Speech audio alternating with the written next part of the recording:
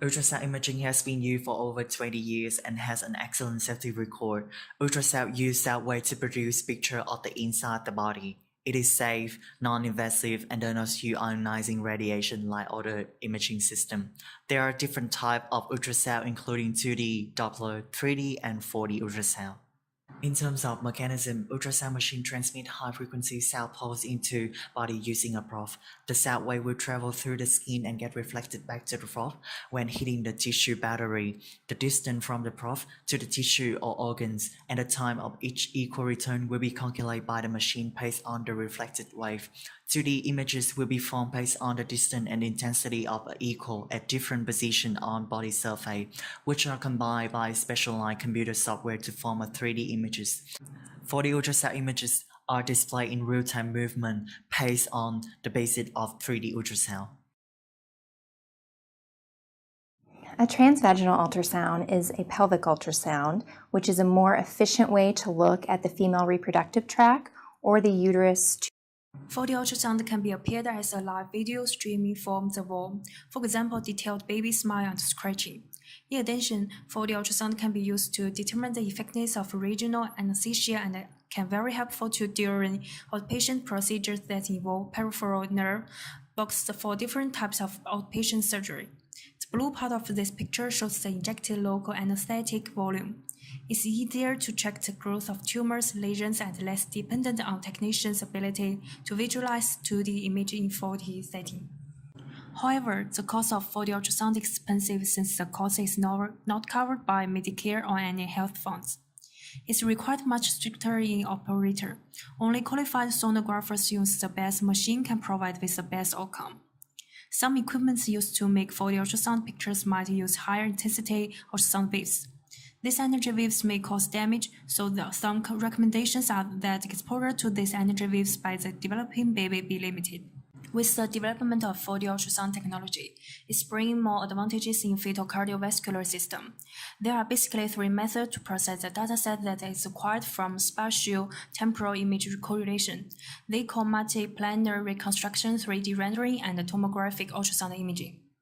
The most common view of 4D ultrasound is formed by 3D rendering technology, which can perform the acquired volume by distinguishing the depth. The image on the left is a figure of fetal heart. After rendering process, it's clearly to identify the heart beating, especially the main pulmonary artery crossing over and perpendicular to the ascending aorta, and is available to detect the parallel outflow tracts existing incorrect ventricles like the figure on the right side. The other recently analysis mode is tomographic ultrasound imaging, called TOI. TOI essentially divided the volume dataset into multiple slices and simultaneously display different layers of the scanned site. Its display is similar as MRI and CT. Associated with color Doppler mode, it's feasible to detect the ventricular septal defects.